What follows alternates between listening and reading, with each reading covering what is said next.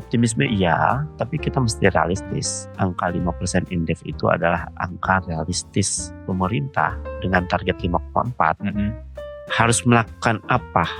Mas Rizal, tadi berbicara tentang daya beli dan semuanya yang turun, dan salah satu untuk mendorong itu adalah mungkin tentang kebijakan pajak. Setuju nggak pajak diturunkan? Tapi saya yakin kalau MBK dijalankan, diawasi dengan benar, saya yakin itu akan menjadi salah satu game changer di ekonomi kita.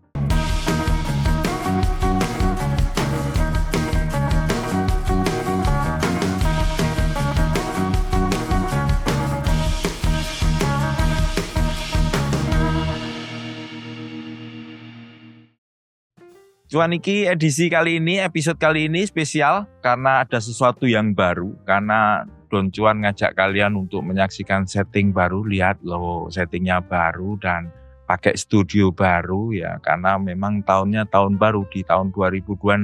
Kita nanti akan melihat cuan-cuan di 2026 seperti apa.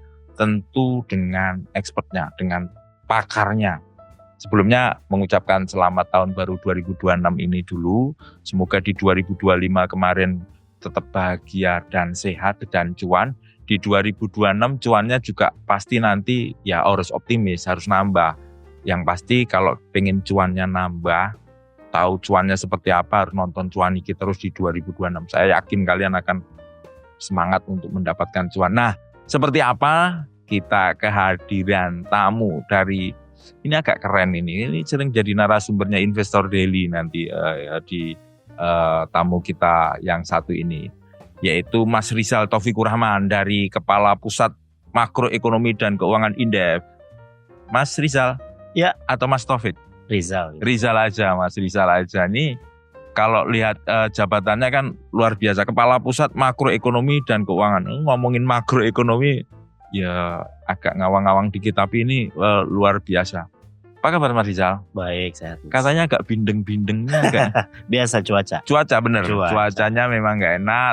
Teman-teman yang sering menyaksikan Cuan Iki jaga kesehatan. Jadi nanti kalau sehatnya nggak optimal, cuannya juga nggak optimal. Nah, Mas Rizal, kita pengen ngomong sebenarnya cuan di tahun 2026, potensi ekonomi di 2026 seperti apa. Tapi nggak fair kalau kita ngomong 2026, itu kan pengaruh di 2025 pasti ada. Betul. Geopolitik, gejolak ekonomi, terus katanya daya beli masyarakat itu menurun sehingga para pelaku usaha, pelaku industri cari cuannya seret gitu. Secara umum Mas, Rizal, apa? Kondisinya seperti apa sih sebenarnya? Yang pasti kalau bicara ekonomi ya, tahun depan. Ini langsung meloncat tahun depan dulu. Okay. Tahun depan pasti dipengaruhi oleh tahun ini. Selain dipengaruhi oleh tahun ini, juga dipengaruhi oleh kondisi ekonomi global. Itu yang penting. Ya. Jadi karena tahun depan itu melanjutkan tahun ini, kalau ingin kita merasakan tahun depan seperti apa, maka ya kita rasakan tahun ini. Kan itu dulu ya. Jadi tahun depan itu kalau prediksi dari lembaga-lembaga internasional, bahkan kalau kemudian kita lihat situasi kondisi ekonomi bisnis kita ya secara global, melambat. Karena ketidakpastian globalnya juga makin naik. Iya. Mengapa? Kalau kita lihat geopolitik sangat berpengaruh terhadap geoekonomi global. Iya. Dan ini tetap berjalan. Masih berjalan. Saya kira tetap perang antara Amerika dan China ya, urusan dagang. Ya tetap. Dan di situ dominasi pengaruh Amerika atau China ini saling mempengaruhi juga akan terjadi. Dan ini nggak bisa diprediksi nih. Inilah yang kemudian uncertainty-nya itu di situ. Ketidakpastian itu di situ. Persis salah satu faktornya. Nah, meskipun sekarang sudah melakukan banyak ya beberapa negara besar itu untuk menegosiasi untuk ini, ternyata agak susah juga. Nah, itulah yang kemudian salah satu faktor ketidakpastian itu karena ada perang dagang. Termasuk juga kebijakan tarif Trump. Meskipun di senatnya katakanlah di hold kebijakan itu, tapi tetap kan Trump itu unpredictable. Ya. Yang ketiga, erat kaitan dengan perangan yang belum selesai. Oke. Ada Ukraina dengan Rusia, Konflik ya. meskipun Amerika sudah datang ke Rusia untuk menyelesaikan, tapi belum selesai juga. Ya. Atau misalnya katakanlah Gaza, Timur Tengah ya, itu juga sepertinya masih belum akan selesai. Nah, dilihat dari geopolitik kemudian ke geoekonomi, maka Indonesia ya sebagai bagian dari entitas, karena sekarang kan kalau bicara perdagangan tidak lagi bilateral, tapi multilateral. Dan inilah yang kemudian Indonesia juga terpengaruh oleh situasi ekonomi global.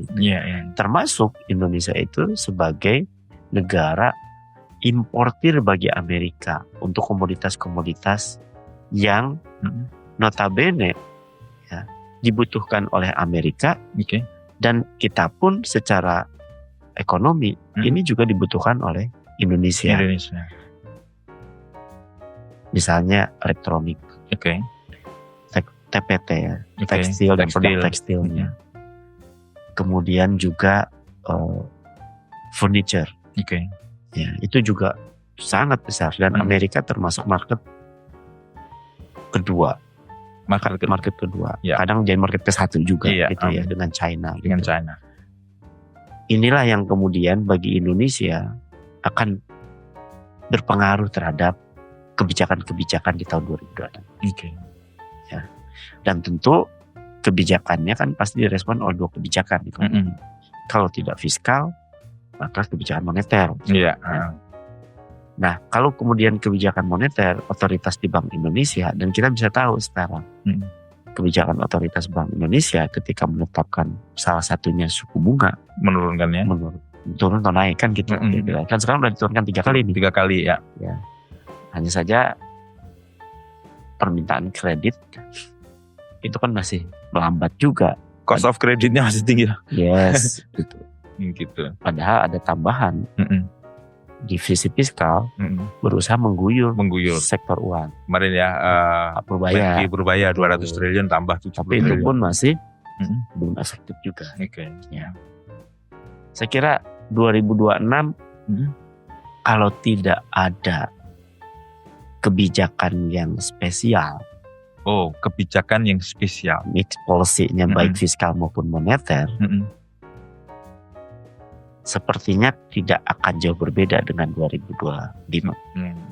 Bahkan menurut prediksi dari lembaga internasional, IMF, World Bank, Indonesia itu bahkan diprediksi 2026 angkanya ya pertumbuhan ekonominya itu tidak lebih dari 5%, tidak lebih ya, karena 4,8 sampai 4,9. Bahkan kemudian kan memang biasanya lembaga-lembaga internasional ini terus merevise hasil prediksinya, karena memang karena ketidakpastian tuh indikator-indikatornya, data-data terus bergerak gitu. Dan inilah yang kemudian prediksi ini juga menjadi angka yang mesti kita pertimbangkan gitu tahun depan. Termasuk Indef, meskipun pemerintah katakan Indef berapa? 5%. 5%. Dan ini tidak jauh beda dengan World Bank maupun IMF. Kemudian saya kira ada lembaga think tank yang lain juga angkanya tidak jauh berbeda. Meskipun pemerintah kemudian meningkatkan target pertumbuhan ekonomi di 2026 dalam APBN di angka 5,4%. Ya. Saya kira optimisme kita juga dukung dengan optimisme itu. Tapi kita mesti realistis. Nah, itulah yang kemudian angka 5% Indef itu adalah angka realistis yang seyogianya pemerintah dengan target 5,4 harus melakukan apa gitu supaya mendapatkan angka 5,4%. Kebijakan spesial yang disampaikan Mas Rizal itu untuk mencapai 5,4% itu tanpa ada kebijakan spesial, hanya seperti masih kondisi seperti itu, 5 bahkan mungkin di bawah 5. Yes, berat ya Mas. Apalagi situasi kondisi kinerja ekonomi kita, kalau kita lihat buka dari sisi pengeluaran, kan sisi pengeluaran dan sisi penerimaan atau sisi produksi dan sisi konsumsi. Sisi konsumsi, indikator makro kita ya, kalau kita bicara makro dulu, consumption itu kan turun terus. 3 tahun terakhir, triwulan yang sama, katakanlah triwulan 3, turun terus angkanya. Ini menunjukkan apa? Menunjukkan daya beli masyarakat itu tidak terdongkrak oleh kebijakan-kebijakan yang ada gitu. Artinya apa? Kan kalau kita bicara consumption, maka in teori kan dipengaruhi oleh apa? Oleh pajak, oleh income, atau ditingkatkan marginal propensity to consume-nya melalui ekspektasi, kan gitu. Ekspektasi oke. Kadang kan indeks keyakinan konsumen kan kadang naik, kadang turun. Nah itu juga berpengaruh tuh, karena ada marginal propensity to consume itu mempengaruhi itu. Nah itu harus dijaga. Problemnya kan fluktuasi terus. Sekarang kan turun.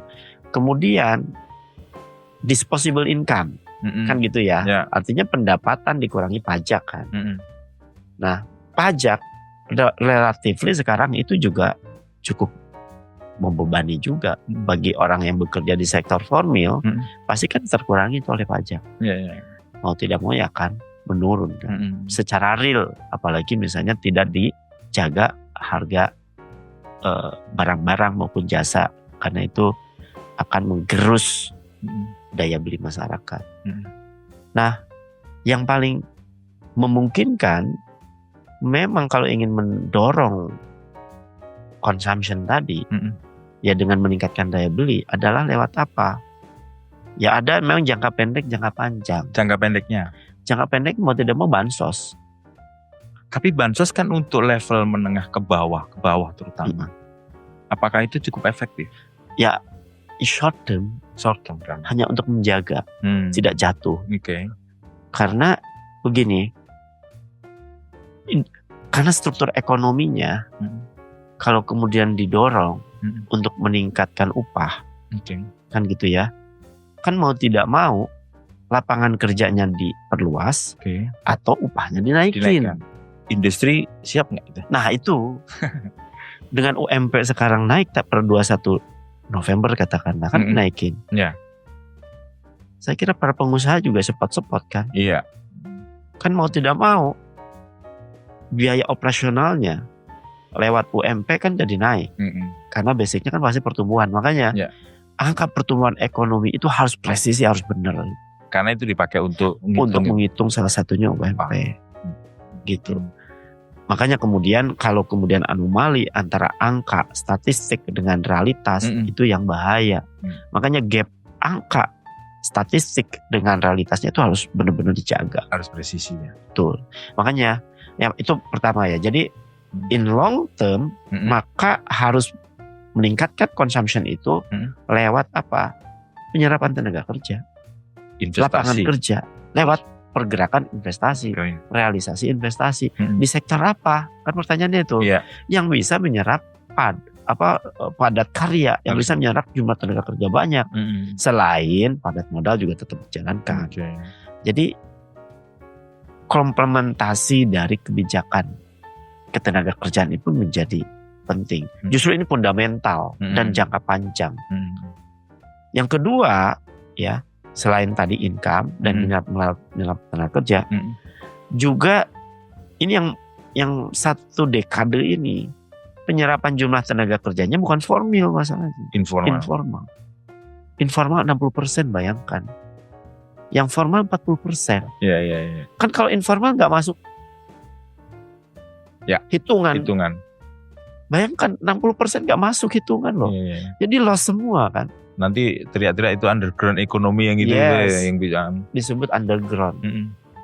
Ya karena tadi realitas pasar kerjanya yang di-create-nya tidak masuk ke struktur. Makanya transformasi ekonomi itu harus merubah struktur ekonomi. Itu yang kemudian menurut saya fundamental. Makanya ke depan mesti ada spesial policy yang bisa menaikkan struktur transformasi ya ekonomi yang benar-benar merubah struktur itu. Oke. Mas Rizal, tadi berbicara tentang daya beli dan semuanya yang turun, dan salah satu untuk mendorong itu adalah mungkin tentang kebijakan pajak. Setuju nggak pajak diturunkan? Karena kemarin ada wacana Pak Purbaya juga memikirkan itu, kita lihat dulu coba. Gitu. Gini, ketika Pak Purbaya ingin menambah likuiditas, kalau tidak diiringi oleh penurunan pajak, PPN nggak akan tertarik. Oh gitu. Harusnya dibarengi dengan penurunan PPN bagi usaha, bagi tenaga kerja yang notabene rumah tangga, bagus juga kalau kemudian coba juga diturunkan, gitu ya, di ambang tertentu kan ada hitungannya. Nah kalau itu kemudian dilakukan, ya test case katakanlah in short term gitu ya, per triwulan atau 1 semester, itu saya kira akan ada pergerakan ya. Tapi tentu pemerintah tidak hanya itu, didukung juga oleh kebijakan yang misalnya berkaitan dengan insentif, tidak hanya insentif fiskal ya, tapi non fiskal. Ya, jadi misalnya ketika pemerintah yang melakukan investasi, kemudian ekstensifikasi, scale up usaha, bisnis di sektor padat karya, kasih insentif dong. Iya. Itu menarik. Itu akan mendorong. Persis. Pelan-pelan swing tenaga kerja yang tadi informal, pelan-pelan geser ke formal. Oke. Karena sekarang UMKM memang banyak kemudian menyerap tenaga kerja, tapi informal itu. Kan UMKM, kan yang informal itu karena salah satunya gig ekonomi gitu ya. Ya itu yang informal itu kan itu. Kenapa sih sulit pemerintah banget? Pemerintah sepertinya sulit banget untuk bukan menertibkan ya, memasukkan informal itu ke dalam struktur ekonomi kita. Masalah data ini, pendataan. Ya pertama kan bicara UMKM nih. Ya.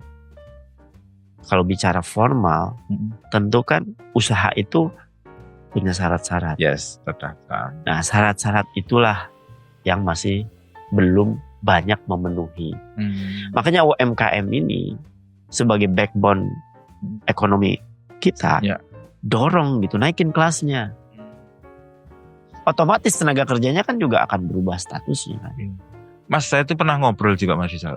Kalau untuk UMKM itu kan banyak misalnya di daerah-daerah pinggir Jakarta itu kan banyak pelaku-pelaku sekarang. Bahkan di perumahan-perumahan yang pada itu kan banyak yang UMKM kecil, warung-warung kecil itu termasuk mungkin ya kecil. Kalau memberdayakan mendata mereka melalui pemerintah tingkat bawah, let's say kelurahan, itu memungkinkan nggak sih sebenarnya? Administratif ya, secara administratif. Tapi dalam konteks skala bisnis yang masuk nominasi UMKM, scale up, itu kan lain lagi. Itu yang kemudian bagaimana itu bicaranya nanti koordinasi, ya secara administratif maupun secara skala bisnisnya. Tapi administrasi kita itu kan ruwet Mas.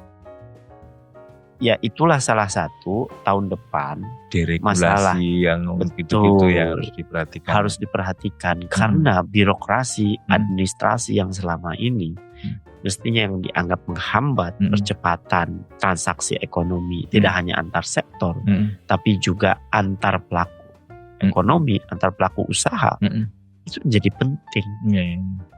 Sekarang misalnya mau kerjasama, bisnis to bisnis antara UMKM dengan usaha besar. Ya mungkin dalam bisnis to bisnis lebih mudah.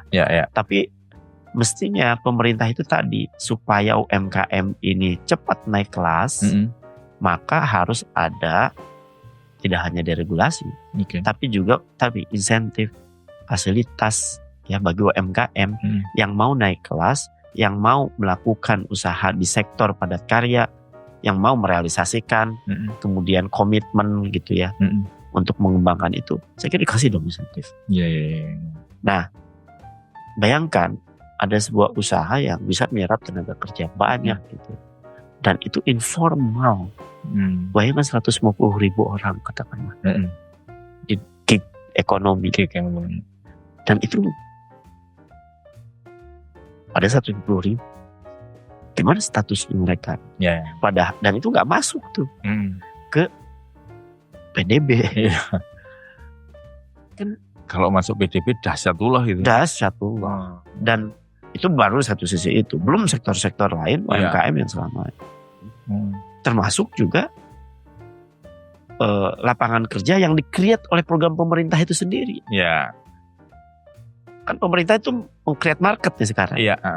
Contoh misalnya MBG. Kan create market. Iya. Bayangkan kalau menurut pemerintah ada sekitar 15.600 SPPG. Kalau kemudian ini kita anggap market. Iya. Satu SPPG 3.000 orang. Bayangkan berapa? Iya. Tenaga kerja berapa per SPPG? Iya. Itu masuk formal, informal. Jadi pemerintah meng-create program, meng-create project gitu ya, mesti dikaitkan dengan permasalahan yang dihadapi dan itu menjadi bagian dari solusi. Tidak hanya dalam konteks programnya ya, tapi multiplier effect ke tenaga kerjanya, ke nilai tambahnya, itu semua harus dalam satu satu perhitungan dan satu konsep yang utuh. Itu yang menjadi penting. Saya kira MBG luar biasa dengan uang sebesar itu, apalagi tahun depan hampir 300 triliun. Create market 300 triliun. Itu gede banget loh. Gede banget. Tapi ya harapan sih MBG bisa benar-benar menggerakkan ekonomi di level bawah ya. Ya yang level atas nggak usah ikut-ikut lah, nggak usah ikut jualan telur atau ikut jualanan, biarin yang bawah-bawah aja ya MBG-nya ya. Ya semoga MBG benar-benar menjadi. Tapi saya yakin kalau MBG dijalankan, diawasi dengan benar, saya yakin itu akan menjadi salah satu game changer di ekonomi kita. Yes, saya melihat kalau kemudian dari sisi kelembagaan lokal di level desa yang selama ini dianggap petani itu tidak punya market yang jelas, sebenarnya ini outlet yang jelas gitu. Benar. How-nya ini yang harus pelan-pelan diperbaiki. Khawatirnya kan ini Mas, misalnya ada ya cukong gede bisa menyuplai berapa ribu telur untuk berapa SPPG itu gitu, terus itu berapa beras. Kan yang itu harapannya kan petani langsung ke bisa SPPG, peternak bisa ke ayam ataupun apa gitu kan, harapannya seperti itu kan ya. Iya, artinya apa? Kan ada SOP urusan gizi ya, terkait dengan gizi yang memenuhi kualitas dan lain sebagainya. Nah petani kan kalau nggak dibina, bener harus dikasih tahu lah. Dibina dong ya. Kementerian dinas terkait supaya mereka juga naik levelnya. Yes. Kalau petani nanam bisnis as usual biasa aja, yang nggak masuk nominasi dong, sehebat apapun gitu itu petani. Jadi semua KL terkait SKPD terkait gitu ya. Ya harus punya peran. Kalau ini dijadikan sebagai backbone ekonomi lokal yang kemudian meng-create nilai tambah gitu. Kalau sekarang kan belum sampai ke situ. Masih pelaku-pelaku usaha besar yang bisa menikmati ini. Ya kita berharap lagunya Slank yang Pak Tani itu yang di formasi 13 itu, Pak Tani kerja pakai helikopter dan ngitung pakai komputer itu benar-benar terjadi ya dengan MBG ini. Yang pasti 2026 masih diliputi ketidakpastian. Efek 2025 masih terasa. Tapi China surplus loh Mas kemarin. Aku baca hari ini, hari kemarin. Surplus Mas. Perdagangan mereka. Iya, pasti surplus. Karena selain pasar pasar ekspornya kuat ya, domestiknya juga kuat. Iya. Ya. Nah, seringkali kita itu gini, mesti belajar dari China. Perkuat domestik. Nah, saya ingin yang bertanya itu, sekuat apakah Indonesia dalam menghadapi ke depan kebijakan-kebijakan selama ini oleh pemerintah? Katanya banyak semua negara dengan ketidakpastian geopolitik seperti ini, new economic order, tatanan baru. Banyak negara yang melihat ke dalam untuk memperkuat fundamentalnya. seberapa kuat fundamental yang dibangun oleh Indonesia? Memang strategi inward looking itu penting. Nah, sepertinya sekarang inward looking itu meskipun ada tadi salah satunya create market oleh pangan katakan MBG itu masih belum optimal. Itu kan create market domestik sebenarnya. Tapi nggak dipandang sebagai market domestik. Kan gitu. Harusnya itu dipandang itu. Sehingga strategi-strategi untuk mencapai ke situ juga optimal. Yang kedua, tidak hanya pangan ya, non pangan juga sama. Bayangkan sekarang banyak komoditas impor yang kita juga bisa produksi. Tapi tingkat competitiveness kita itu kan cukup nggak terlalu bagus. China itu begitu luar biasanya, kenapa mereka bisa menjual barang begitu murah ke sini? Ya karena bahan bakunya murah mereka. Faktor produksinya kan murah. Sebenarnya Indonesia bisa melakukan itu? Ya bisa dong. Kan gini ya. Kalau kita ingin bersaing barang kita di pasar kita sendiri, maka apa yang dilakukan? Saya kira kita mesti meyakini itu ya, bahwa sumber daya bahan baku China pun ya banyak juga ngimpor dari Indonesia kan? Iya. Kenapa China bisa seperti itu? Karena teknologi ya. Sama produktivitas tenaga kerjanya. Disitulah yang kita harus belajar. Kalau bahan baku di Indonesia relatively bisa tersedia, meskipun ada beberapa komoditas untuk membuat produk itu kan tetap harus impor. Tapi importasinya bisa ditekan gitu, terutama untuk komoditas-komoditas tertentu. Jangan sampai kayak kimia itu kita impor hampir 96%. Benar ya.